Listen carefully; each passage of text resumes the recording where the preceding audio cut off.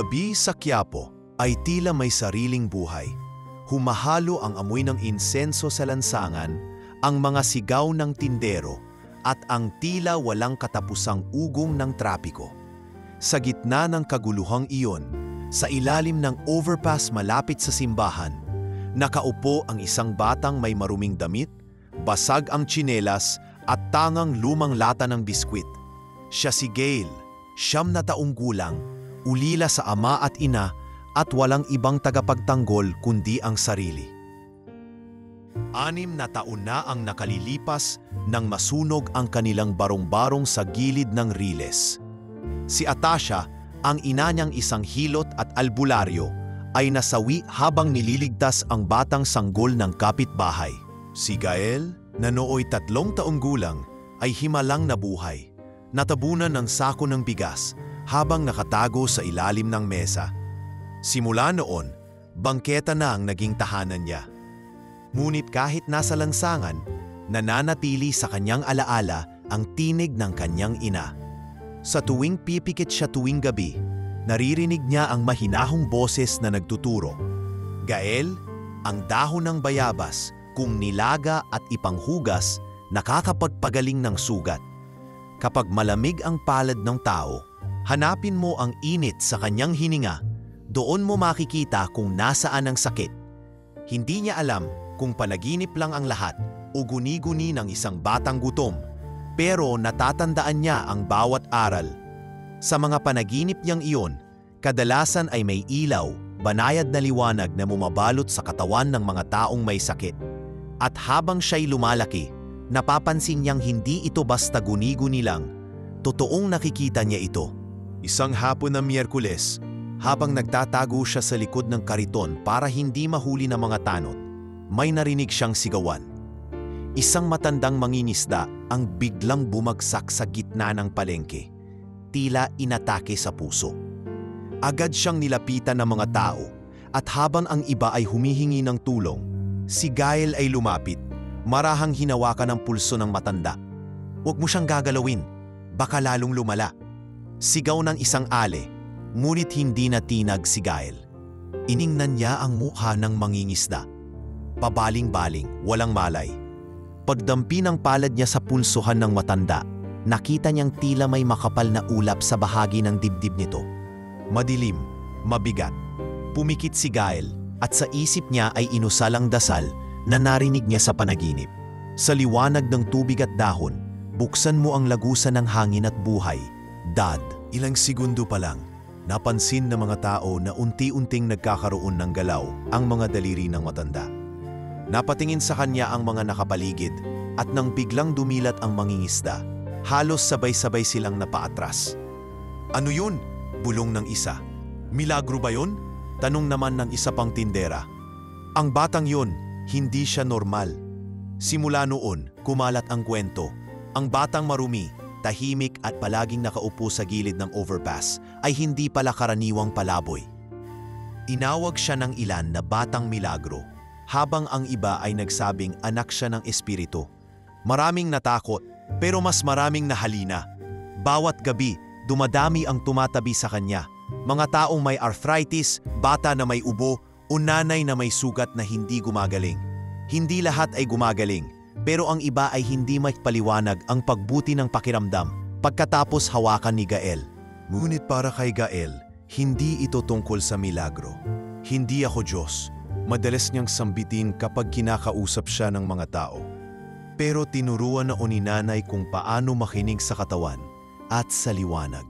Sa gitna ng lungsod na puno ng ingay, si Gael ay naging tahimik na liwanag sa madilim na kalsada. Hindi niya alam kung saan siya dadalhin ng kanyang kakayahan, pero sa puso niya, alam niyang may dahilan kung bakit siya nabuhay sa sunog. At habang siya'y lumalalim sa kanyang di maipaliwanag na kakayahan, ang mundo ay unti-unting bumubulong ng panibagong hamon. Isang hamon na magdudugtong sa kanya sa isang batang may malubhang sakit, isang ama na puno ng galit, at isang lipunang hindi pa handa sa paniniwala. Ang kwento ni Gael ay nagsisimula pa lamang. Sa pinakamahal na silid sa pinakatanyag na ospital sa buong bansa, Nakaupo sa isang mamahaling leather armchair si Don Efraim Caldrones. Tahimik, nakatingin lang sa monitor na may linya, bumabagal, humihina at tila pababay na. Doon sa gitna ng steril na katahimikan, nakahiga ang kaisa-isa niyang anak, si Celestina. 8 taong gulang, payat, maputla at ang buhok ay unti-unti nang nalalagas sa chemotherapy. "Good evening, Mr. Caldrones." Nagpadala na ng bagong rekomendasyon ang team from Heidelberg, ani Dr. Leonie Navarro, habang hawak ang tablet.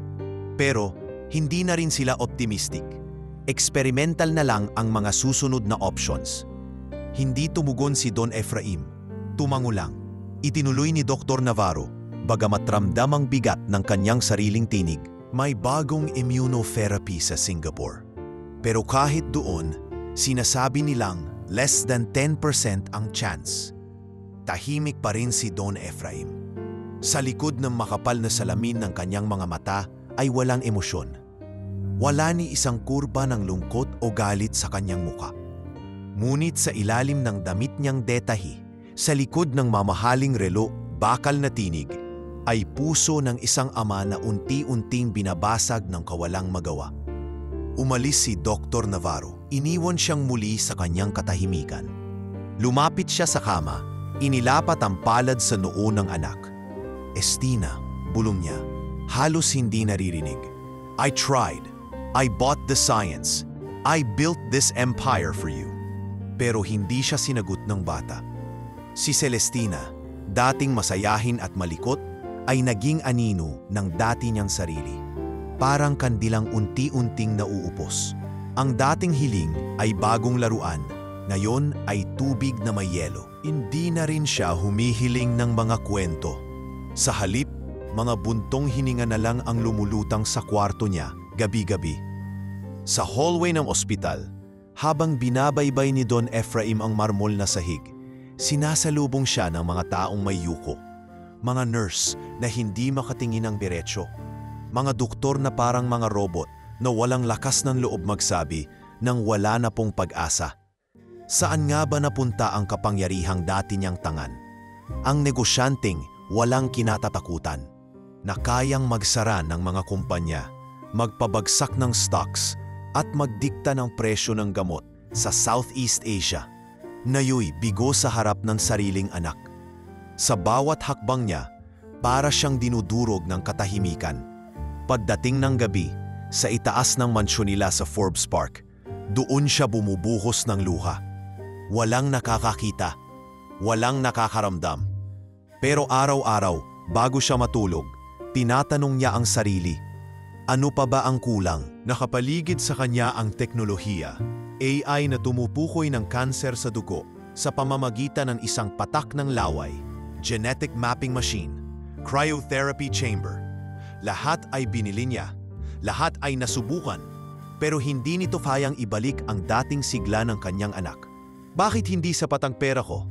bulong niya minsan, habang hawak ang kwintas ni Celestina noong ito'y ipinanganak. "Bakit?" Lumipas ang buwan, umabot sa puntong kahit ang mga kaibigan niyang mga kapwa negosyante ay lumalayo na sa kanya, marahil sa takot na madamay sa lungkot ng kanyang mundo.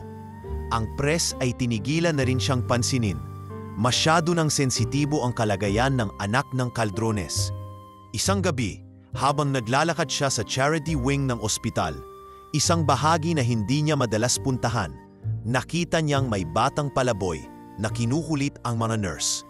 Marumi, may suot na punit-punit na t-shirt at may hawak na lata ng biskit na puno ng pinulbos na dahon. Tila may inaabot sa matandang pasyente. "Nak, bawal dito. Bawal kang magbenta ng kung anuman dito," ani ng isang nurse. Pero sumagot ang bata, "Hindi po ako nagbebenta. Gusto ko lang pong tumulong. May nakita po akong madilim sa tiyan ni Lola. Kaya ko po siyang gawan ng gamot." Napatingin si Don Efraim. Hindi niya alam kung anong nagtulak sa kanya, pero bigla siyang lumapit. Tinitigan niya ang bata. Payat, may mga galos sa tuhod, at may matang tila hindi para sa edad nito. "Ano ang pangalan mo, iho?" tanong niya, malamig pero may bahid ng interes. "Gael po," sagot ng bata. Marami na po akong natulungan sa Quiapo. Hindi po ako doktor, pero marunong po ako. Napakunot noo si Don Efraim. Para sa isang taong hindi naniniwala sa milagro, sa ritual, at sa kahit anong bagay na hindi nasusukat ng agham, dapat ay iniwan na niya ang tagpong yon. Pero sa kaibuturan ng kanyang puso, may kumislot, at bago niya pa namalayan, nasambit niya. May alam ka bang gamot sa sakit na walang gamot? Tumingin si Gael diretso sa kanyang mata. Wala siyang takot, ni pag-aalinlangan. Opo, pero hindi po ito mula sa ospital. Hindi po ito gamot na iniinom. Pero gumagana po ito. At sa sandaling iyon, sa gitna ng malamig na hangin ng ospital, sa pagitan ng siyensya at paniniwala, may nangyaring bago. Ang isang amang nawalan na ng pag-asa ay unti-unting pinasok ng isang liwanag. Liwanag na magmumula sa isang batang minamaliit ng mundo. Ngunit dala-dala ang karunungang matagal nang nilimot ng syudad. At ang susunod na gabi, habang humihilik si Don Efraim sa tabi ng kama ng anak niya, wala siyang kaalam-alam. Naglalakad na patungo sa silid ni Celestina, ang batang may pangalan na hindi niya malilimutan. Gael, isang maulang hapon. May ginaganap na charity event sa likod ng isang pribadong ospital sa Bonifacio Global City. Ang mga bisita ay pawang kilalang personalidad, mayayamang negosyante at mga media influencer na abala sa pagbukuhan ng litrato habang nagbibigay ng mamalaruan sa ilang piling pasyente. Sa gilid ng bakod, may isang batang basang-basa, may linyang gutom sa kanyang mukha at nanginginig sa lamig habang pinagmamasdan ang isang platitong may spaghetti at ham sandwich na hindi man lang nagalaw ng batang may iPad. Si Gael, sa kanyang pagkasabik sa kahit anong mainit na pagkain, ay napaisip ng paraan. Dumulas siya sa ilalim ng hinilang tolda at dumiretso sa loob ng building, umaasang makakasingit sa kitchen o pantry para magtanong ng pagkain. Ngunit sa halip na kusina, napunta siya sa hallway ng Kids Oncology Ward, isang tahimik, malamig at puting koridor na may mga silid na may makukulay na kurtina, ngunit malungkot ang loob. Habang naglalakad, may narinig siyang tunog, mahina, putol-putol na iyak. Isang uri ng tunog na hindi basta paglalambing o pagsungit ng batang naiinip. Ito'y ungol ng isang katawan na pagod ng lumaban. Lumapit siya sa silid 712. At sa loob nito, nakita niya ang isang batang babae, maputla, may tubo sa ilong at halos hindi gumagalaw. May hawak itong laruang unicorn, pero tila wala ng lakas para pisilin man lang ito. Sa paningin ng ordinaryong mata, isang batang may sakit lang, pero kay Gael, kitang-kita ang halos wala ng liwanag sa katawan nito. Isang liwanag na dati niyang nakikita sa lahat ng tao, parang apoy na bumabalot sa balat. Kay Celestina, parang kandilang nauupos, kaunti na lang, mawawala na. Grabe, bulong niya. Kaunti na lang talaga. Biglang isang security guard ang tumakbo papalapit. Hoy, bawal dito! Saan ka galing? Anong ginagawa mo rito, ha? Nagulat si Gael at napaatras, halos madulas sa tiles. Pero hindi siya tumakbo. Tumingin siya sa bantay at buong tapang na sinabi, "Ako po si Gael, hindi po ako magnanakaw. May nakita po akong mali sa batang yon." "Anong mali?" balik ng guard. Kumukunot ang noo. Halos wala na po siyang liwanag. Pero may paraan. Hindi po ito gamot, pero gumagana. Napatingin sa kanya ang isang nurse na lumabas mula sa silid. Tila napakinggan ang sinabi niya. Pinagtinginan siya ng mga staff. At hindi nagtagal, tinawag nila ang head nurse. Sa loob lamang ng 10 minuto, dumating ang isang lalaking matangkad, nakaitim na coat, malamig ang mata, at may presensyang kayang tumigil lang oras. Si Don Efraim Caldrones. "Ikaw ba ang batang nagsabing may alam kang lunas?" tanong nito. Diretso, walang emosyon sa tinig. "Opo," sagot ni Gael, gutom na gutom at may maliit na sugat sa noo. "Hindi ko po kayang ipaliwanag. Pero kung papayag kayo, makikita niyo po." Bago pa man makasagot si Don Efraim, dumating si Dr. Leonie Navarro, kilalang oncologist at chief medical director ng ospital. "Ano na namang circus to?" tanong ng doktor halatang inis. "Sir Ephraim, he's just a stray. Inabas na yan bago pa magka-infection dito. Hindi umimik si Don Efraim. Tinitigan lang niya si Gael. Payat, marumi, pero may titig na kakaiba. Hindi ito titig ng desperasyon o panloloko. Isa itong titig ng paninindigan. "Give him a minute," sabi ni Don Efraim. "Seriously," sabay tawa ni Dr. Navarro. "We're talking about a multi-billion-dollar cancer treatment program. And you want to listen to a barefoot street kid? Sir, miracles belong in movies, not medicine." Pero sa gitna ng pagtutol, itinuro ni Don Efraim ang pinto ng silid ni Celestina. "Let him in." Nagkatinginan ang mga staff. Ang ilan ay napailing, ang iba naman ay tila nabighani sa kakaibang pangyayari. Si Gael ay dahan-dahang pumasok sa silid, lumapit kay Celestina at lumuhod sa gilid ng kama. Hinawakan niya ang palad ng bata. Malamig, ngunit naramdaman niyang may natitirang init, isang kumpul ng enerhiya sa may dibdib na parang sigaw na hindi na marinig. Inilabas niya ang isang maliit na bote ng langis. Piniga niya ito mula sa dahon ng lagundi na pinatuyo niya sa ilalim ng tulay. Ipinahid niya ito sa pulso ng bata, sabay bulong ng matandang panalangin. Luwalhati ng gubat, himig ng buwan, hilumin ang katawang pinapalibutan ng dilim. Tahimik ang lahat. Wala ni isang nagsalita. Si Dr. Navarro ay napailing. Si Don Efraim naman hindi makapagsalita. Ngunit sa loob ng 3 minuto, may narinig silang tunog. Mahina, galing sa kama. Isang hikbi. "Papa," bulong ni Celestina. Mabilis na lumapit si Don Efraim. Hindi siya makapaniwala. Bumukas ang mga mata ng kanyang anak. Hindi pa siya tuluyang gumaling. Pero ang tinig na halos 1 linggo nang nawawala ay narinig nilang muli. Napasinghap si Dr. Navarro. Hindi siya makaagalaw. Hindi siya makapaniwala. Ang batang tinawanan nila, nilait at pinalabas na palaboy, ay ngayon ay lumuhod sa tabi ng pasyenteng halos binigyan na ng death certificate. At sa titig ng lahat, isang tanong ang unti-unting sumisilip. Paano kung totoo ang hindi dapat paniwalaan? Ang mga sumunod na oras ay tila isang paglalakad sa gilid ng ilog. Hindi alam kung kailan aapaw ang tubig o biglang lulubog ang lupa. Si Don Efraim, bagamat isang taong sanay sa katiyakan ng datos at siyensya, ay natutong lumakad sa dilim ng posibilidad. At sa gitna ng dilim na iyon, pinayagan niya ang isang batang palaboy, si Gael, na magsagawa ng kakaibang ritual sa katawan ng kanyang anak. Ang ritual ay simple sa paningin ng mga mata. Isang maliit na bote ng langis na hango sa dahon ng lagundi, ilang piraso ng pinatuyong balat ng kahoy, at panalangin paulit-ulit na inuusal na parabang may himig. Ngunit ang epekto nito, hindi basta kayang sukatin ng kahit anong makina.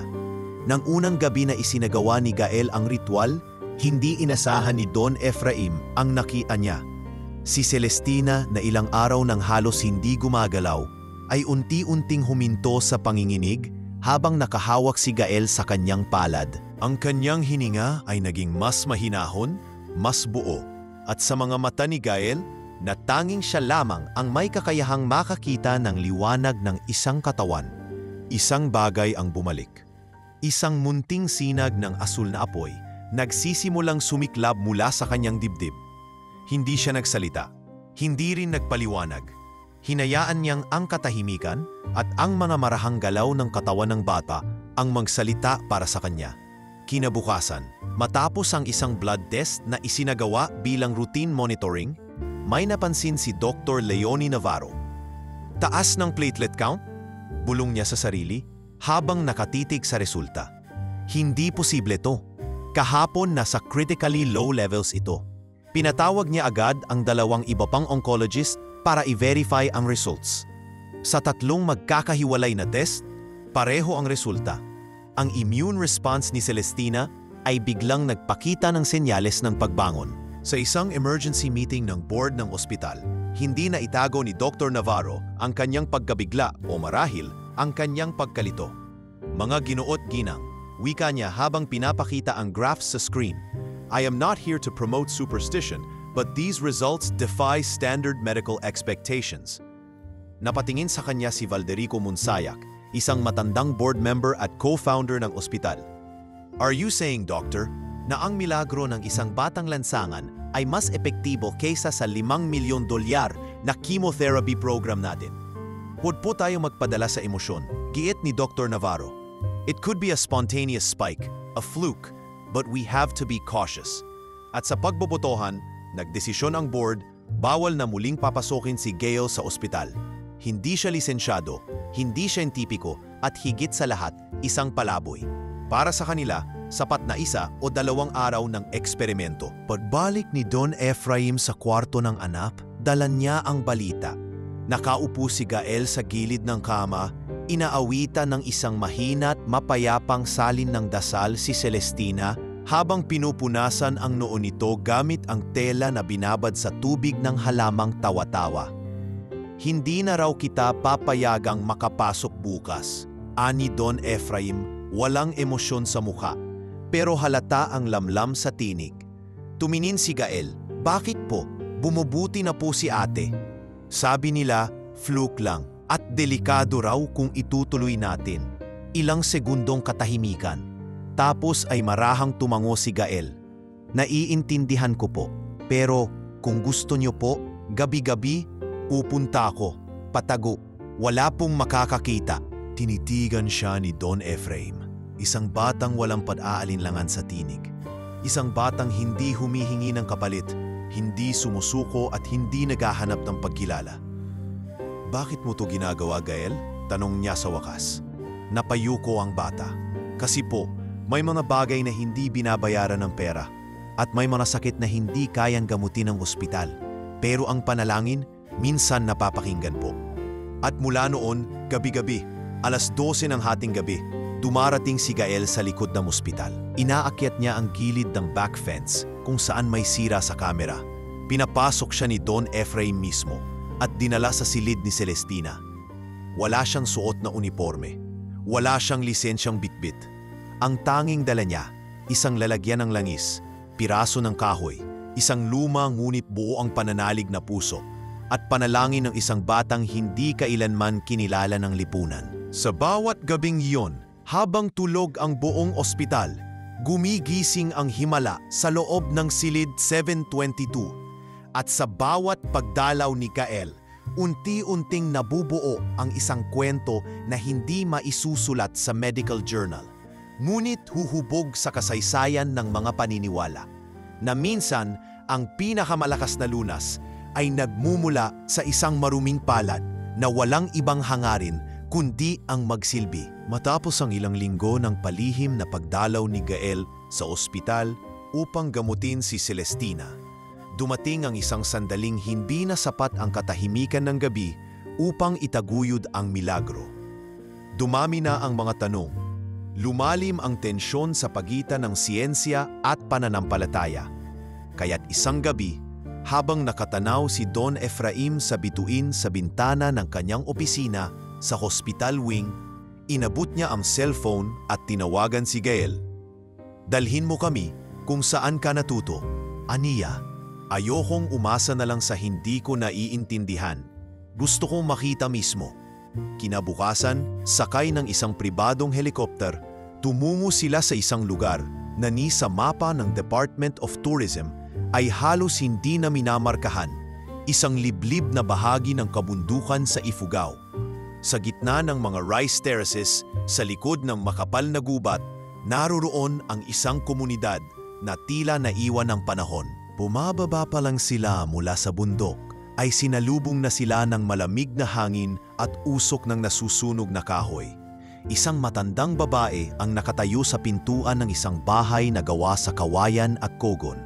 Matangkad para sa kanyang edad, may baluktot na likod, ngunit matalim ang mga mata. Si Lola Nuria. Ito na ba ang batang binuhay ng lagundi at panalangin? Aninang matanda habang nakatingin kay Celestina. Si Gael ay lumapit at yumuko ng magalang. Lola Nuria, ito po sina Don Ephraim at si Estina. Napataas ng kilay si Don Ephraim sa narinig. Estina. Bulong niya. Noon lang niya muling narinig ang pangalang iyon, palayaw ng kanyang yumaong asawa na si Annalyn Estrella. Ginamit ni Gael iyon na parang likas lang. Hindi niya sinabi sa kanya dati. Isang maliit na detalye, pero tila isang susing nagbukas ng silid ng damdaming matagal nang nakasara. Sa loob ng komunidad, ipinakilala ni Lola Nuria ang isang halaman. May maliliit na bulaklak na kulay kahel ginto. May dahong mahintab at ugat na parang sinulid ng sinulid. Tinatawag nila ipong dugong ginto.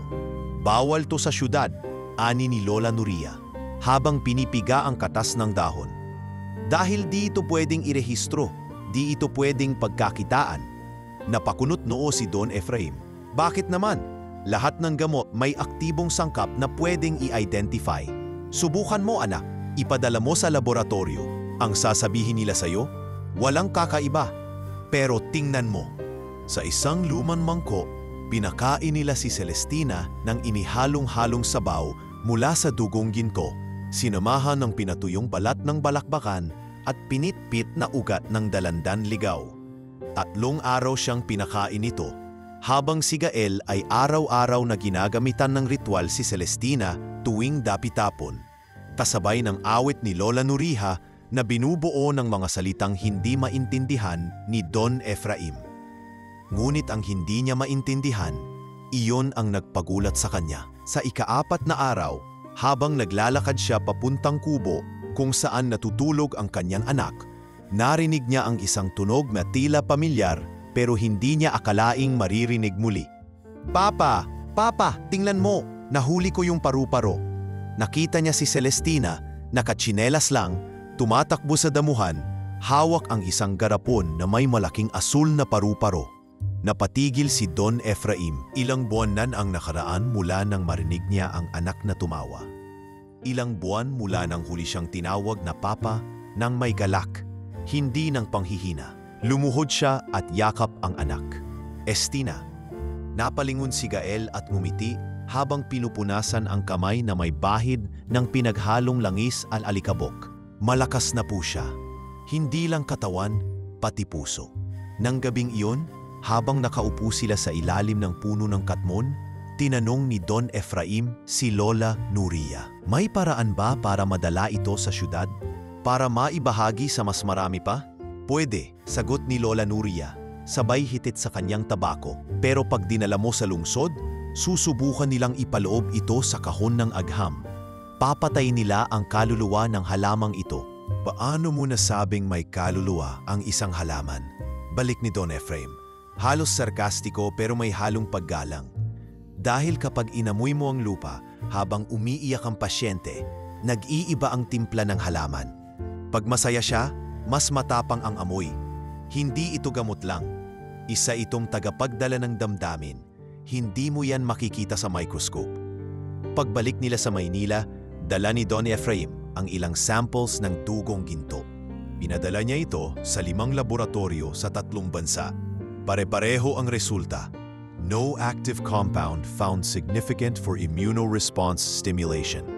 Ngunit si Celestina, araw-araw ay lumalakas, bumabalik sa paaralan, at bumabawi sa bawat sandaling inakala ng lahat na hindi na niya mararanasan.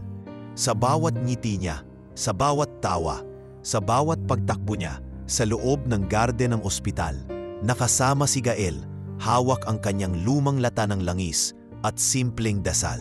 At si Don Efraim, sa unang pagkakataon sa buong buhay niya, isinulat niya sa journal ng kanyang kumpanya, hindi lahat ng gamot ay kailangan ng formula. Minsan, ang gamot ay pangalan lang, tulad ng Estina. Mula sa kapayapaan ng kabundukan ng Ifugao, bumalik sina Don Efraim, Gael at Celestina sa lungsod, dala ang isang panibagong pag-asa at isang matinding hamon. Sa loob lamang ng 6 na buwan, itinatag ni Don Efraim ang Bahay Lunas, isang integrative healing center sa Baguio, kung saan pinagsama ang modernong diagnostic tools at tradisyonal na pamamaraan ng paggagamot gamit ang mga halamang tulad ng dugong ginto. Dito nagsimulang bumuhos ang mga pasyente. May mga taga-probinsya, may galing pa ng Amerika at Japan. Ang balita ukol sa bata at ang halamang gumamot sa kanser ay hindi na kayang ikubli ng media. Sa isang segment ng isang news channel, tinawag si Gael bilang the healer child of the North. Ngunit kung may mga natutuwa, mas marami ang natatakot, lalo na ang mga nasa pharmaceutical empire na kinabibilangan ng mismong kumpanya ni Don Efraim. Sa isang emergency meeting ng Caldrones Medical Holdings, sumabog ang tensyon. Enough is enough, singhal ni Valderico Munsayak, co-founder ng kumpanya at matagal nang kasosyo ni Don Efraim. This isn't just about a kid and some leaves anymore, Efraim. Our shares are dropping, investors are pulling out. You're compromising years of research for folklore. Valderico, mariing tugon ni Don Efraim, habang mariing nakatitig sa lalaki.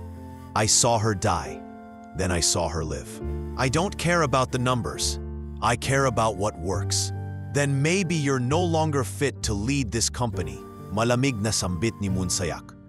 If you continue this fantasy crusade, I will call for a board vote to remove you as CEO. Tahimik ang buong conference room. Ang dating tinitingala at kinatatakutang Don Efraim Caldrones, ngayon ay pinagdududahan, pinupuna. Sa kabila ng kanyang katayuan, ngayon lang siya muling naramdaman ang isang bagay na matagal na niyang iniwasan. Takot. Hindi para sa sarili, kundi para sa kaunting liwanag na unti-unting naaaninag ng maraming tao. Isang liwanag na pwedeng patayin ng takot, ng kasinungalingan, ng puhunan. Ngunit hindi pa natapos ang unos doon. Isang madaling araw, bandang 3:00, sumabog ang front gate ng Bahay Lunas. Umalingaw-ngaw ang putok sa buong barangay Happy Glen Loop sa Baguio. Mabilis na rumagasa ang mga volunteer palabas. Sumisigaw, nagkakagulo. Ang maliit na opisina sa harapan ng gusali ay nagliyab. Ilang pasyente ang sugatan, ngunit ang pinakamatindi ay si Isko, isang 12 taong gulang na volunteer na madalas kasama ni Gael sa pag-aalaga ng mga halamang gamot. Tinamaan ito ng debris sa ulo. Agad siyang isinugod sa ospital. Pagkarinig ni Gael ng balita, tumakbo siya papunta sa site. Ngunit pinigilan siya ni Don Efraim.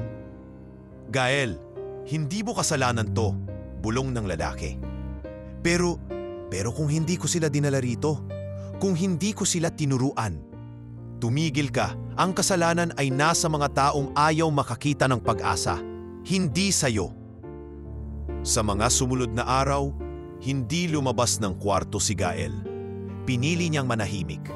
Wala ni isa sa mga herbal doctor ang makumbinsi siyang bumalik sa pagtuturo. Binalikan niya ang kanyang lumang lata ng langis, ngunit hindi niya ito mahawakan. Ang kamay niyang dati puno ng tiwala, ngayon ay nanginginig. Lahat ng dasal na itinuro ng kanyang ina sa panaginip ay tila nawala ang bisa. Ang liwanag na dating malinaw sa kanyang mata, ngayon parang usok na lang. Isang gabi, habang nakaupo siya sa sulok ng kanyang silid, pumasok si Celestina. Tahimik itong lumapit, dala ang isang maliit na papel, isang sketch ng paru-paro na siya mismo ang gumuhit. Para saan yan? Tanong ni Gael. Para sa iyo, sagot ni Celestina. Kasi ikaw ang unang dahilan kung bakit ako ulit nakakita ng kulay. Nagkatinginan sila. Ilang segundo ang lumipas bago muling nagsalita ang bata. Ayoko nang may masaktan. Pero mas ayoko na may mga batang mawawalan ng pag-asa kasi tumigil ka.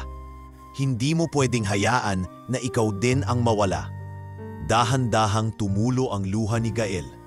At sa gitna ng katahimikan, sa tinig ng batang minsang nasa bingit ng kamatayan, muling nabuhay ang apoy sa kanyang dibdib.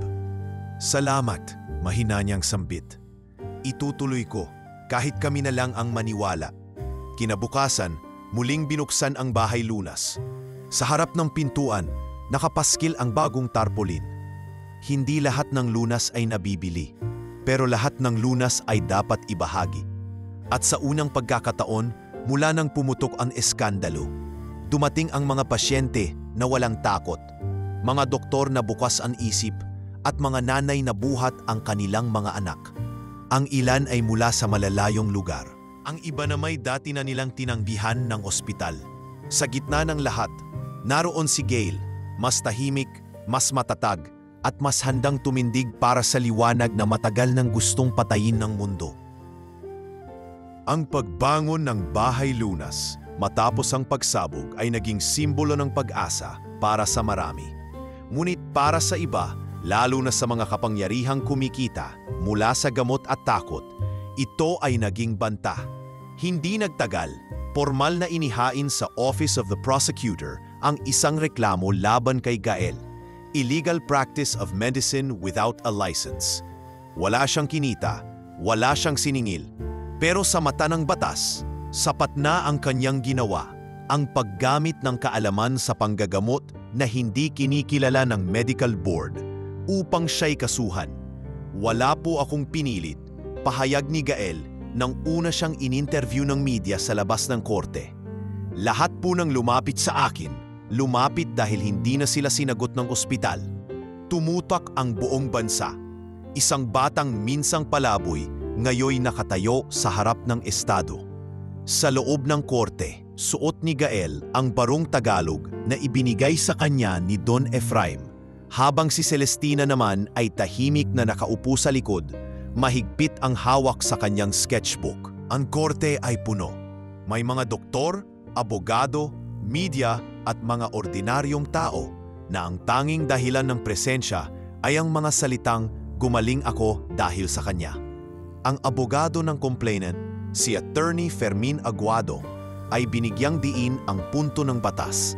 Ang batas ay malinaw, walang sinuman ang maaaring mag-practice ng medisina sa bansa ng walang lisensya.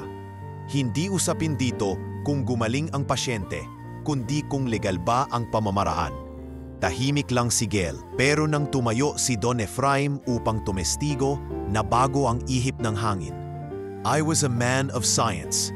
I built my empire around medicine.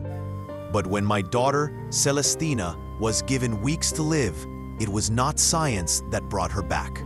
It was this boy, this miracle, na tinawag pa nating ilegal. Inugot niya ang isang folder at ibinukas sa harap ng lahat. These are my daughter's medical records, before and after Gael. Her blood counts, her scans, her visible recovery. And not a single chemotherapy session after that point. If this is a crime, then I ask the court, are we criminalizing healing? Tumahimik ang silid. Ilang sandali bago nagpatuloy ang cross-examination. Ngunit bago pa man matapos ang araw, isang bagay ang mas malakas pa sa testimonya, ang tinig ng taong bayan. Sa social media, nagsimula ang kampanyang #HilomNiGael. Isa-isang lumabas sa mga video at post mula sa mga pasyente na gumaling sa pamamagitan ng tradisyonal na paggagamot ni Gael.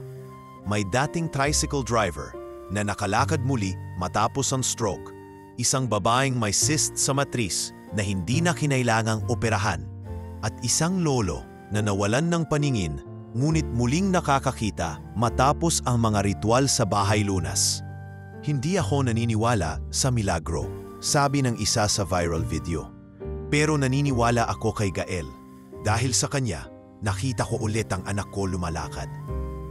Tila sumabog ang online support na naging dahilan upang ikonsidera ng Senado ang kasong hindi lang isang usapin ng batas, kundi usapin ng karapatan. Ilang araw matapos ang huling hearing, pormal na binasa ng huwes ang desisyon. Sa kasong isinampa laban kay Gael Asuncion, ang hukuman ay nagpasya, pinawalang sala. Umalingangwang ang palakpakan sa loob ng korte. Lumapit si Celestina kay Gael at niyakap siya ng mahigpit. Sinabi ko sa'yo, di ba? Bulong ng bata. Kahit tayo na lang ang maniwala, sapat na yon. Ngunit hindi doon nagtapos ang epekto ng tagumpay ni Gael. Ilang buwan lamang ang lumipas, pinirmahan ng Pangulo ang isang panukalang batas na pinagtibay ng Kongreso at Senado. Ang Integrative Health Access Bill, isang batas na nagbibigay proteksyon at legal na pagkilala sa mga katutubong manggagamot, tradisyonal na herbalists at mga healing practitioners sa buong bansa. Sa isang seremonya sa Senado, iniabot mismo ng Senate President ang isang plake kay Gael, sa batang minsang itinulak ng lupunan sa gilid ng kalsada. Ngayon ay ilaw ng daan para sa mga naghahanap ng alternatibo at makataong lunas. Pormal ka naming kinikilala bilang batang hilom ng makabayan. Tumayo si Gael sa harap ng maraming tao, ngunit sa kanyang paningin, isa lang ang gusto niyang pasalamatan. Tumingala siya sa langit at mahina niyang bulong, "Masalamat po sa mga panaginip mo, sa mga tinuro mo, sa paniniwala mong hindi kailanman nawala." At sa gabing iyon, habang nagpupugay ang buong bansa sa isang batang wala namang diploma, wala namang grado sa agham, ngunit may pusong handang maghilom, isa lang ang naging malinaw: hindi lisensya ang nagpapagaling sa tao. Pagmamahal, paniniwala at malasakit ang tunay na gamot na kayang sumalba ng buhay. Makalipas ang 1 taon mula nang mapawalang sala si Gael at pormal na kilalanin ng Estado ang kanyang kontribusyon sa medisina at kalusugan, isinilang ang isang institusyong babago sa takbo ng kasaysayan ng panggagamot sa bansa. Sa pangunguna ni Don Efraim Caldrones, na ngayoy piniling bumaba sa pwesto bilang CEO ng kanyang pharmaceutical empire, itinayo nila ang Silang Liwanag Foundation, isang pambansang kilusan na layuning pagsamahin ang agham at likas na karunungan sa iisang sistema ng paghilom. Ang pangunahing layunin ng Silang Liwanag ay hindi lamang magpagaling, kundi magmulat, magsilbing tulay sa pagitan ng siyensya at katutubong kaalaman ng modernong ospital at ng gubat na may lihim na lunas. At sa kauna-unahang pagkakataon, sa kabila ng walang diploma o PhD, si Gael Asuncion, ang batang minsang tinawag na milagro ng Quiapo, ay itinalaga bilang research director ng pundasyon. Hindi mo kailangan ng medalya para mapatunayan ang bisa ng ginagawa mo, wika ni Don Efraim sa seremonyang isinagawa sa mismong pinakasimpleng gusali ng pundasyon sa Nueva Vizcaya. Ang puso mo, Gael, ang tunay na lisensya ng paghihilom. Tila naglalakbay sa panaginip si Gael habang nakatayo sa harap ng entablado. Nakasuot siya ng barong na may burdang dahon ng lagundi sa laylayan. Idinisenyo mismo ng mga batang tinuruan niya sa kanyang maliit na hilom class, isang programa para sa mga batang palaboy, katutubo at ulila na may potensyal sa alternatibong paggagamot. Araw-araw bago magturo, umiikot siya sa hardin ng mga halamang gamot na mismong pinatubo nila sa bakuran ng foundation. "Dito ako unang natuto," wika niya minsan sa klase habang tinuturo ang isang palumpong ng banaba. Pero hindi sapat ang malaman mo ang pangalan ng halaman. Dapat kilalanin mo siya. Dapat marinig mo siya. Ang kanyang klase ay hindi pangkaraniwan. Walang blackboard, walang libro. Ang mga bata ay nakaupo sa bilog, nakayapak, hawak ang mga ugat ng tanim, at nakikinig sa tunog ng hangin, ng lupa, ng katawan ng kanilang kapwa. Isa sa kanila si Ibo, isang batang taga-Mindoro na dating napagkamalang bini. Ngunit nang matutong gamitan ng herbal compress sa tainga, ay muling narinig ang pagaspas ng dahon. Kasabay nito si Celestina na ngayoy 16 na taong gulang na, ay nagdesisyong sundan ang landas ng kanyang tagapagligtas, hindi bilang manggagamot, kundi bilang volunteer nurse sa ospital na itinayo ng Silang Liwanag sa Tawi-Tawi, isang lugar kung saan walang gaanong akses sa pangunahing medikal na serbisyo. Ginugol niya ang bawat araw sa paglalakad sa kabundukan, pagkuha ng temperatura ng mga batang may lagnat, pagtuturo sa mga nanay ng tamang pag-inom ng dekoksyon ng tanglad at balbas pusa. "Mahirap dito," sulat niya sa isang liham kay Gael, pero dito ko nakita kung paano talaga gumagana ang malasakit. Hindi ito kailanman nasusukat sa dami ng ininom na gamot, kundi sa dami ng panahon na inilaan mo para makinig sa hinaing ng tao. Habang lumalawak ang abot ng Silang Liwanag, unti-unting nabago ang pananaw ng lipunan. Kung noon ay puro reklamo, bakit mahal ang gamot? Bakit walang doktor? Bakit parang pinipili ng sistema kung sino ang karapat-dapat gumaling? Ngayon ay unti-unting napalitan ang mga tanong ng pagtutulungan. Sa mga ospital ng foundation, makikita mo ang kakaibang tanawin.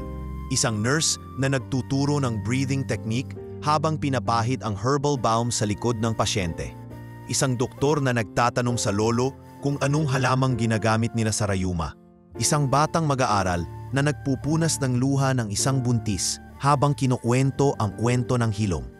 Sa gitna ng lahat ng ito, si Gael, na ngayon ay 22 taong gulang na, ay tahimik lang na nanonood sa gilid. Hawak pa rin ang lumang lata ng biscuit na dating lalagyan ng kanyang mga langis, dahon at alaala. Ngunit sa bawat gabing umiihip ang hangin, naririnig niya pa rin ang tinig ng kanyang ina. Anak, kung ang gamot ay galing sa puso, hahanap yan ng tamang daan para umabot sa sugat ng mundo. At ngayong ang mundo ay nagsisimula ng maniwala muli, hindi na siya kailangang humawak pa ng bato o mag-usal ng dasal para maramdaman ang himala. Sapagkat ang tunay na milagro ay wala sa palad, nasa puso ng mga batang muling naniniwalang sila ay may kakayahang magpagaling, hindi lang ng katawan, kundi pati ng sistema, ng komunidad at ng buong sambayanang matagal nang nasugatan ng pagkalimot sa sariling karunungan. Dito, sa ilalim ng araw, sa pagitan ng agham at paniniwala, muling nabuhay ang bansa. Liwanag na nagmumula sa batang minsang itinuring na walang halaga. Ngayoy pinangalanan ng sambayanan bilang sagisag ng isang pag-asang hindi kailanman napapatay. Sa isang umagang abot tanaw ang liwanag mula sa silaman, muling binalikan ni Gael Asuncion ang lugar kung saan unang tumibok ang paniniwala niyang may puwang ang kabutihan sa isang mundong puno ng tanong. Pagkalipas ng halos 4 na taon ng pag-aaral sa Malaysia sa ilalim ng isang scholarship mula sa United Nations Health Innovation Program, formal na niyang tinapos ang international course sa Ethnomedicine and Community-Based Healing Systems. Isang programang hindi lamang nagturo ng mga halaman, kundi nagmulat sa kanya sa koneksyon ng kultura, kalikasan at katawan ng tao. Ngunit hindi siya umuwi upang magturo sa universidad o magtrabaho sa isang opisina sa Geneva. Bumalik siya sa Quiapo, sa ilalim ng parehong overpass kung saan siya dating natutulog sa kahon ng karton.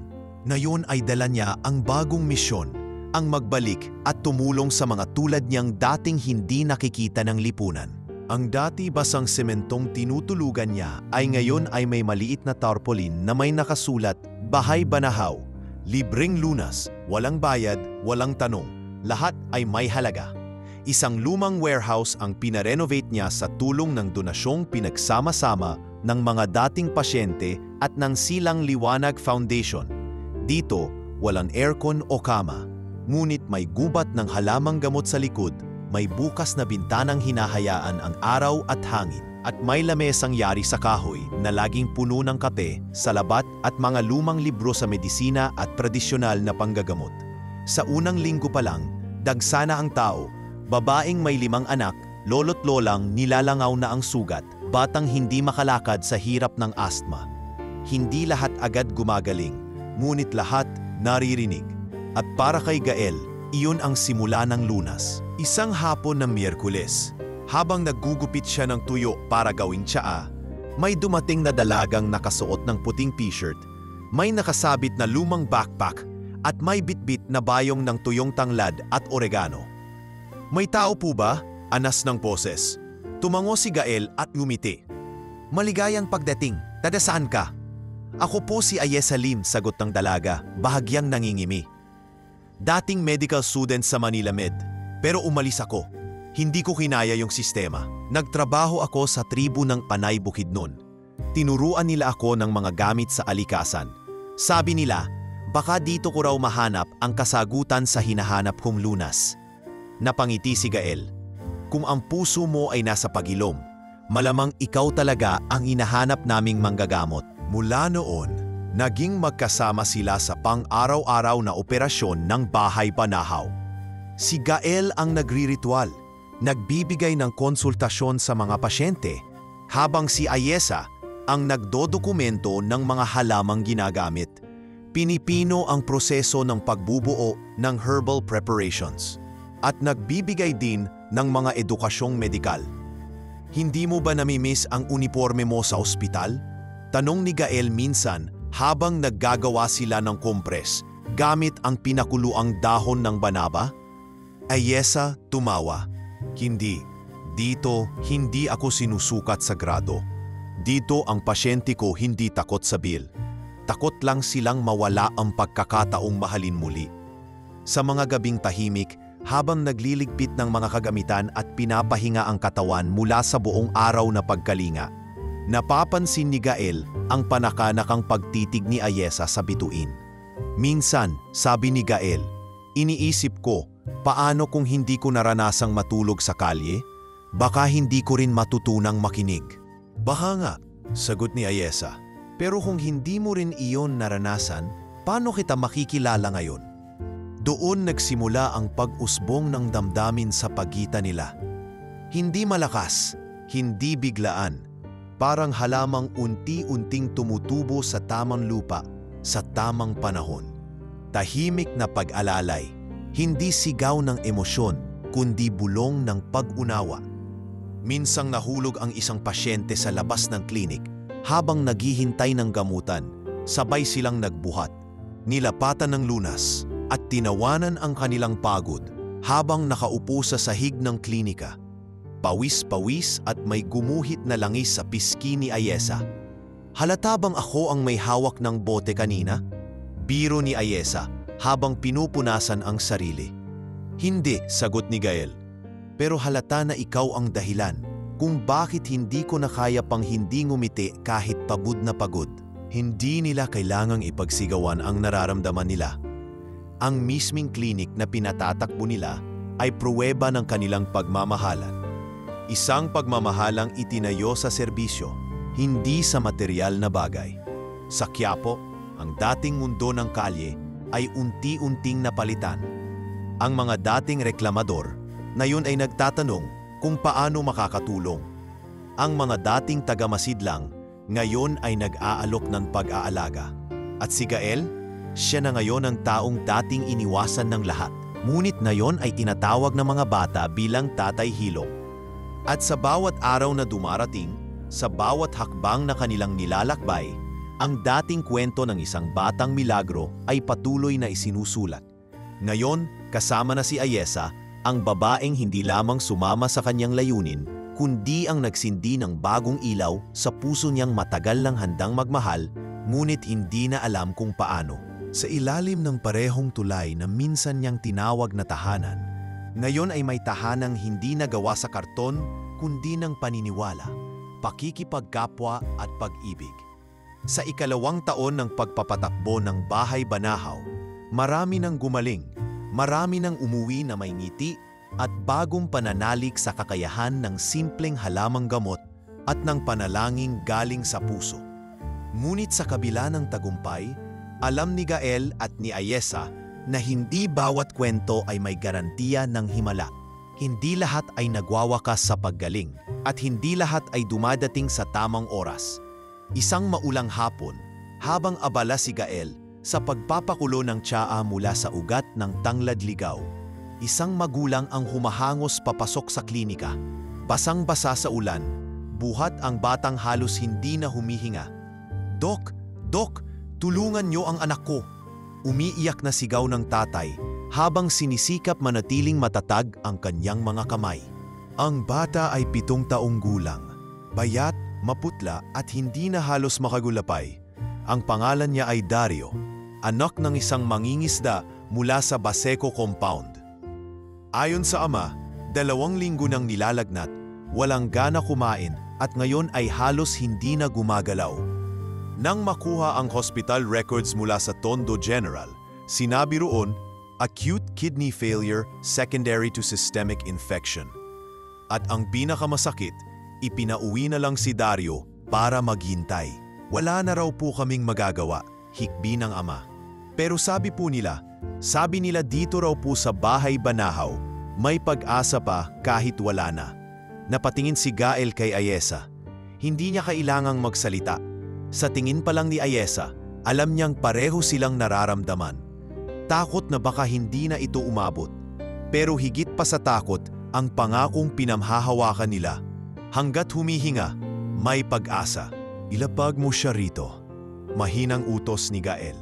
Dahan-dahang inilatag si Dario sa banig, habang si Ayesa ay agad kumuha ng thermometer at sphygmometer.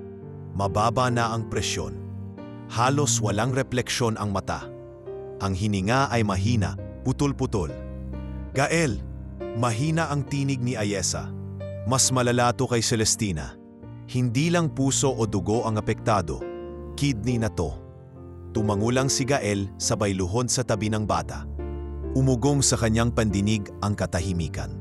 Ngunit sa loob ng kanyang isipan, biglang sumiklab ang isang imahe. Parang panaginip na hindi niya alam kung kailan niya napanaginipan. Ngunit tila pamilyar. Isang halamang may dahong parang palad ng bata at tangkay na kumikislap sa dilim. Banat kaluluwa, bulong niya. Ito ang sinabi ni inay sa panaginip ko dati. Sa malalim na ubo, sa kaluluwang humihiwalay sa katawan. That's. Agad siyang tumakbo sa likod ng klinika, sa maliit na greenhouse na siya mismo ang nagtayo. Sa dulo ng hilera ng mga tanim, naroon ang iisang paso na may kaibang halaman. Ang banat kaluluwa, halamang hindi pa kilala sa medisina at hindi pa niya nagamit kailanman. Ngunit sa puso niya, ramdam niya, ito na ang sandata nila. Pagbalik niya, nakahanda na si Ayesa. Pinunasan ang katawan ni Dario. Pinaliguan ng maligamgam na tubig na hinaluan ng tanglad at asin. Piniga ni Gael ang langis mula sa dahon ng banat kaluluwa. Inilagay sa isang puting tela at dahan-dahang ipinahid sa binti, sa dibdib, sa noo ng bata. Habang ginagawa ito, sabay silang umawi. Hindi sa tono ng awit na pang-aliw, kundi ng awit hilom, isang sinaunang salin mula sa panay Bukidnon na itinuro kay Ayesa ng isang matandang babaylan. Huni ng dahon, pintig ng diwa, hilumin mo ang katawan na pagod at basa. Tangayin ng hangin ang sakit at lungkot. Ibalik ang lakas, isilang ang liwanag. 3 araw ang lumipas. 3 araw na walang tulog si Gael.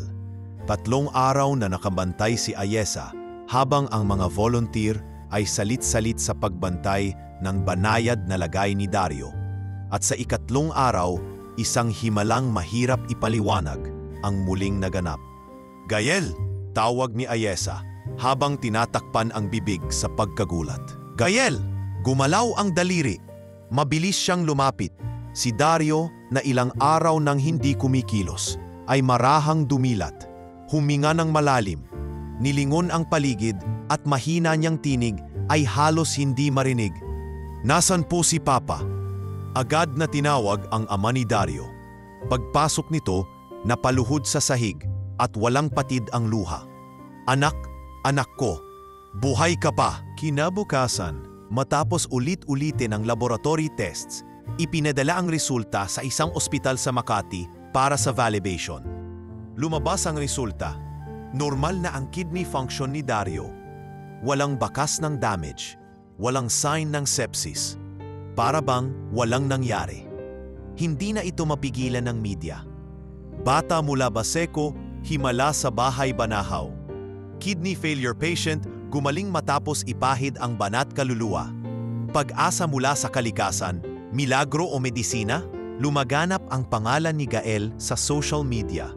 Ngunit habang ang mundo ay tumatawa, nagpapalakpakan at nagtatalo-talo kung ito nga ba ay siyensiya o paniniwala, tahimik lang si Gael sa isang sulok ng kanyang klinika.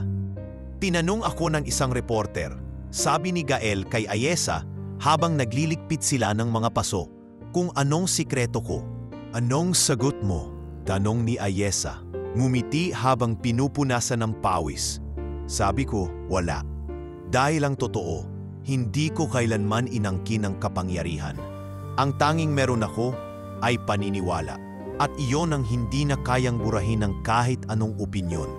Ang paniniwalang kung galing sa puso ang hilom, palaging may bata na muling babangon, gaya ni Dario, gaya ni Gael, gaya nating lahat na minsang nadapa, pero muling nanalig.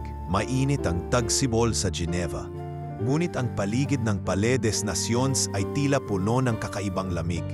Hindi mula sa panahon, kundi mula sa presensya ng mga pinakabantog na lider ng medisina sa buong mundo. Suot ang kanyang payak, ngunit maayos na barong, habang nasa gitna ng mga delegado na halos lahat ay may PhD, masteral at titulo mula sa mga universidad ng Oxford, Harvard at Kyoto.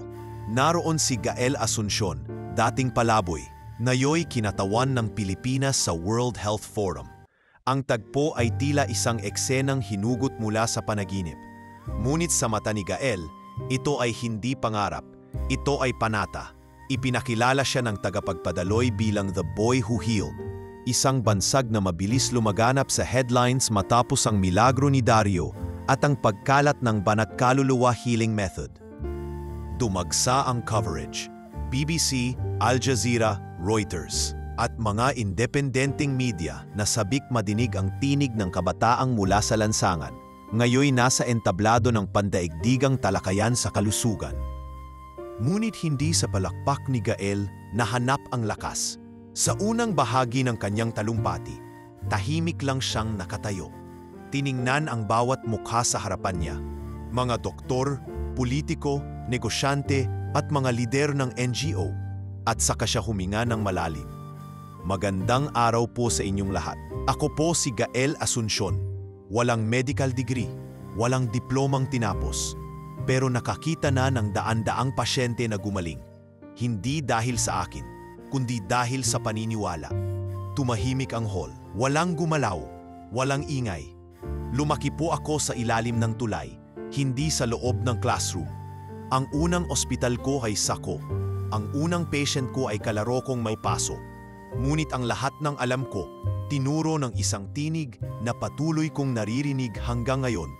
Boses ng aking ina, isang manghihilot.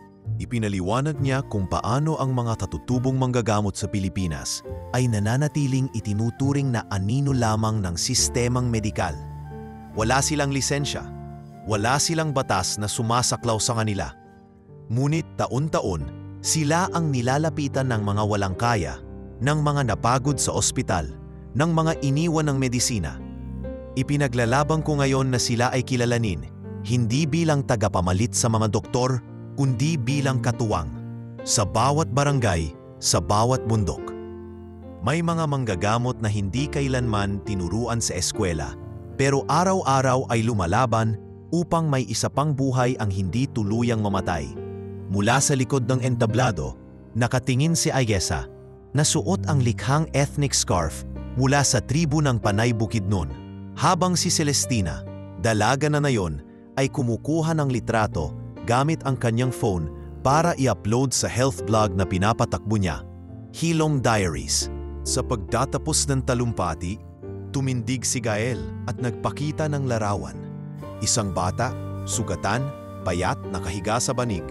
At sa tabi nito ay si Gael, batang bersyon ng sarili niya. Kung hindi ko siya naramdaman noon, baka wala ako rito ngayon. Kung wala ang mga katutubong nagturo sa akin, baka wala ng bahay Banahaw, wala ng Dario, wala ng Celestina.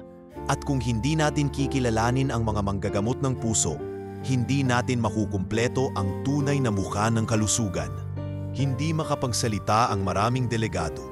Isa lang ang ginawa nila. Tumindig, isa-isa, hanggang lahat ay nakatayo. At sa isang sandali ng katahimikan, naramdaman ni Gael ang lakas ng paniniwala.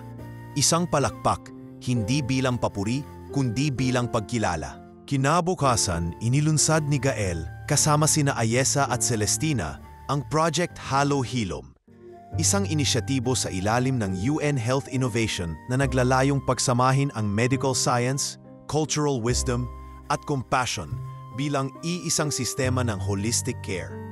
Layunin nitong bumuo ng Global Registry ng Cultural Healers, magpatupad ng educational exchange programs para sa mga kabataan mula sa tribal at marginalized areas, at magsimula ng pilot integration ng traditional healing sa 3 ospital sa Southeast Asia. Sa isang panayam ng BBC, tinanong si Gael, "Do you believe that love, tradition, and prayer can really cure the sick?" Mumiti siya, "No, I don't believe they can. I believe they already do. We just haven't learned to listen." At habang umuuwi sila sa Pilipinas, dala ni Gael hindi lang ang karangalan, kundi isang panibagong misyon na palawakin pa ang mga tinig ng mga ina, lola, albularyo, at batang gaya niya. Mga tinig na minsang sinisiil ng sistemang may sariling pamantayan. Ngunit ngayon ay unti-unti nang tinatanggap bilang bahagi ng mas malawak, mas makatao, at mas makakalikasang bersyon ng kalusugan. At sa bawat bansang kanyang binibisita, bawat komunidad na kanyang nilalapitan, at bawat batang hinahawakan ang kanyang kamay habang may sakit. Laging binubulong ni Gael ang parehong dasal. Hilom na hindi kayang bilhin, puso na handang magpagaling. Ito ang kanyang panata. At ito ang kwento niyang patuloy na nililikha, hindi na bilang batang palaboy, kundi bilang alagad ng hilom para sa buong mundo. Matapos ang mga palakpak sa Geneva at tagumpay ng Project Halo Hilom, isang tila tahimik na panawagan ang muling bumalik kay Gael. Sa kabila ng pandaigdigang pagkilala at dami ng nakasama niyang mga eksperto, pakiramdam niya'y may kulang pa rin. May isang bahagi ng kanyang pagkatao na tila hindi pa buo. Isang boses mula sa kanyang nakaraan ang paulit-ulit na humahaplos sa kanyang alaala. Boses ng kanyang inang si Atasha na matagal nang nawala, ngunit laging nabubuhay tuwing siya'y nananahimik. Isang araw ng Hunyo, iniwan ni Gael ang siyudad nang hindi nagsabi kahit kay Ayesa o Celestina. Sumakay siya ng bus pabataan, isang lugar na matagal nang sinasabi ng kanyang ina noong siya'y bata pa.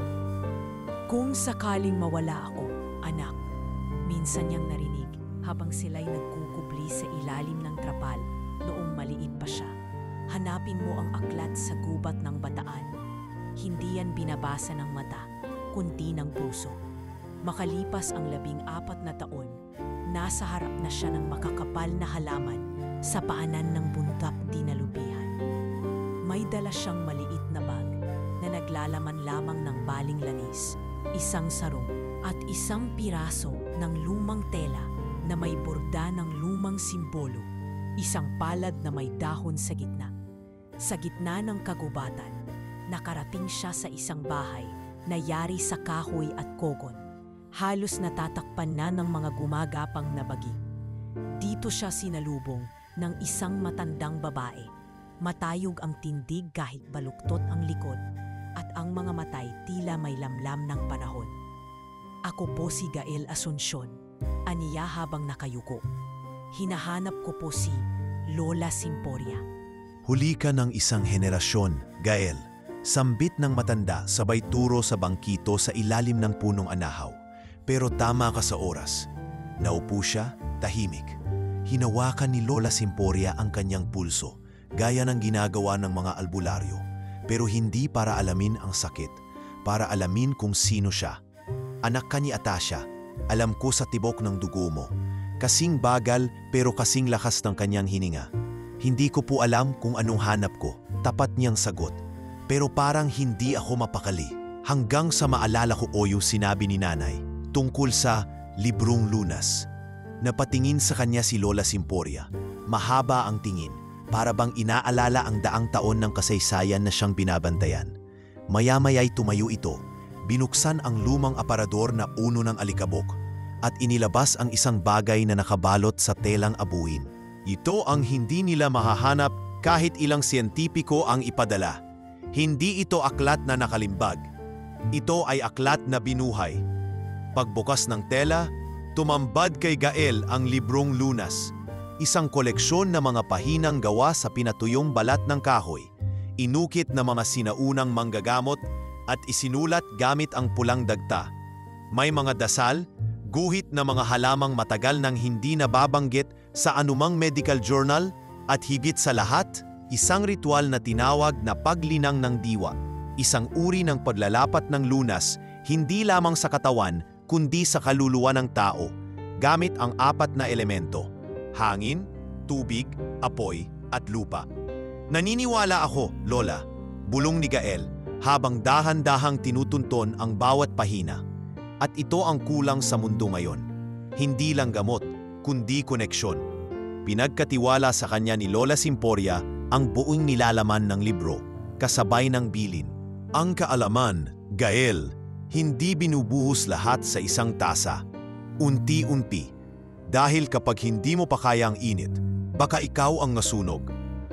Pagbalik ni Gael sa Maynila, agad siyang lumapit sa isang kilalang dokumentarista mula Thailand at isang ethnographic film team mula Indonesia. Hindi niya ito ginawang lihim. Ipinakita niya ang aklat hindi upang angkinin, kundi upang ikalat. Isinulat niya ang konteksto ng bawat ritual.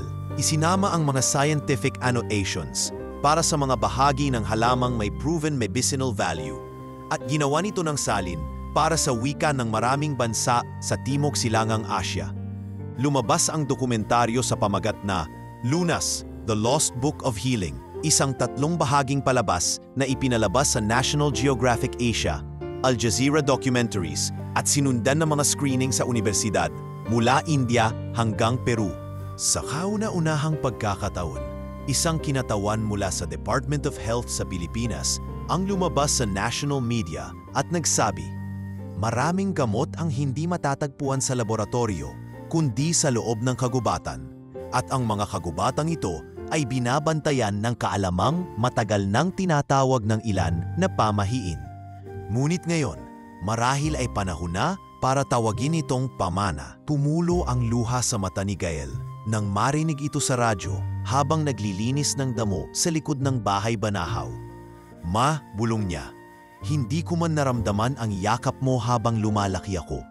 Pero nararamdaman ko na ngayon, nandito ka sa bawat dahon, sa bawat dasal, sa bawat bata na humihiling ng kagalingan. At sa ilalim ng araw, sa pagitan ng kagubatan at agham, sa gitna ng panalangin at patunay, tuluyan nang nanumbalik ang isang kaalamang minsan ay nilibing ng pagdududa. At isang batang minsang itinaboy ng mundo na yun ang nagsilbing tagapagbukas ng aklat ng Lunas. Hindi lamang para sa mga may sakit, kundi para sa mundong matagal nang naghihintay ng bagong paniniwala. Sa lahat ng lugar sa mundo na maaaring maging hantungan ng isang taong pinalipad ng tadhana sa mga entablado ng Geneva at mga dokumentaryo sa buong Asya, pinili pa rin ni Gael Asuncion na bumalik sa Quiapo. Hindi upang gamutin ang mga may karamdaman gaya ng dati, kundi para gamutin ang ugat ng lahat, ang kakulangan sa kaalaman at ang kawalan ng paniniwala sa sarili ng mga batang gaya niya noon sa isang lumang lote na dati pinagtatapunan lang ng basura sa kahabaan ng Avenida Rizal. Itinatag niya ang Eskwela ng Hilom at Karunungan. Hindi ito kagaya ng mga institusyong may makintab na marmol o aircon sa bawat silid-arala. Sa halip, ang mga silid ay yari sa kahoy at adobe. Ang mga dingding ay puno ng mga guhit ng halamang gamot at ang bawat bata ay nakayapak habang nakaupo sa banig na habi ng mga ayeta mula sa Zambales. Kasama niya sa pagbubukas ng paaralan, ang babaeng matagal ng katuwang hindi lamang sa gamutan kundi sa buhay. Si Ayesa. Sa ilalim ng punong akasya sa bundok ng San Rafael, kung saan unang gumaling si Celestina noon, sila ay ikinasal sa isang payak ngunit pusong seremonya. Ang mga saksi ay mga batang tinulungan nila noon, mga albularyong kasama nila sa bahay banahaw, at mismong si Celestina na ngayon ay isa ng dalagang may puting coat at ang bitbit ay hindi na lamang alaala ng pagkakasakit, kundi diploma bilang doktor. Simula pa lang ito, hindi ba? Bulong ni Ayesa, habang hinahaplos ang kamay ni Gael sa ilalim ng araw. Oo, sagot ni Gael. At sa wakas, hindi ko na ito lalakaran mag-isa. Makalipas ang ilang buwan, formal nang nagsimula ang klase sa Eskwela ng Hilom. Si Gael ang nagtuturo ng mga sinaunang ritual, gamit ang librong Lunas bilang batayan.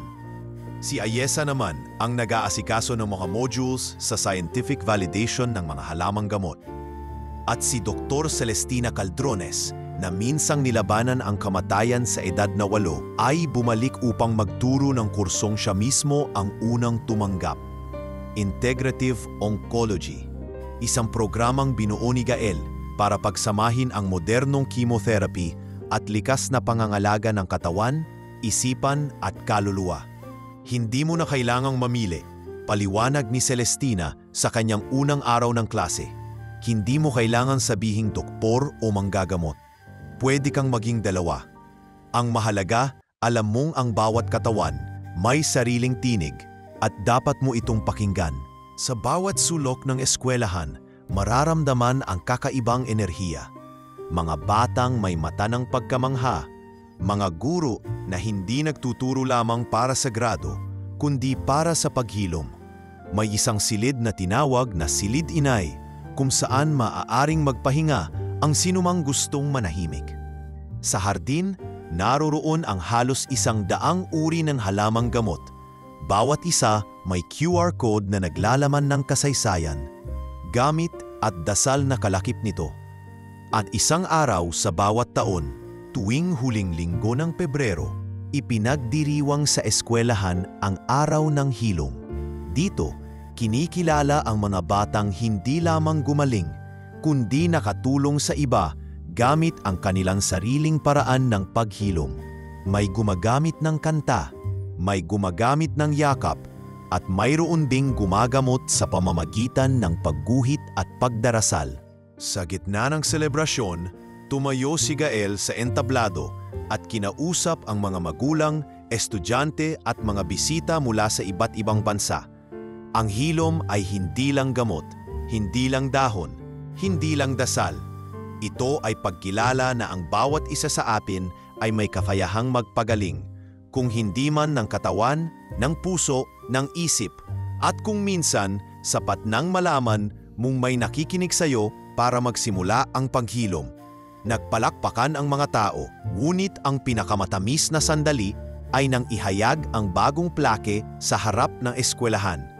Isang plake na yari sa kahoy mula sa lumang akasya kung saan sila ikinasal ni Ayesa. Inukit ng mga lokal na alagad ng sining at isinulat sa 3 wika, Tagalog, Ingles at Baybayin. Dito nakaukit ang mga salitang naging buod ng paglalakbay ni Gael. Isang araw, ang batang tinawanan ng mga doktor ay naging dahilan kung bakit sila muling natuto maniwala. At sa padlubog ng araw, habang nakaupo si Gael sa harap ng hardin, may lumapit na batang babae, may sugat sa tuhod, at may hawak na maliit na dahon ng bayabas. "Sir Gael," wika nito, "ito po yung ginamit ng lola ko sa sugat ko. Tama po ba to?" Ngumiti si Gael, inabot ang dahon, at dahan-dahang idinampi sa tuhod ng bata. "Tama ka, at mas tama dahil naniniwala kang gagaling ka." At sa gitna ng katahimikan ng gabi, sa eskwelahan na itinayo sa gitna ng dati ikalye ng pagkalimot, muling tumunog ang unang turo ng kanyang ina, hindi sa salita kundi sa gawa. Ang hilom ay hindi sinisigaw, ito'y isinasabuhay.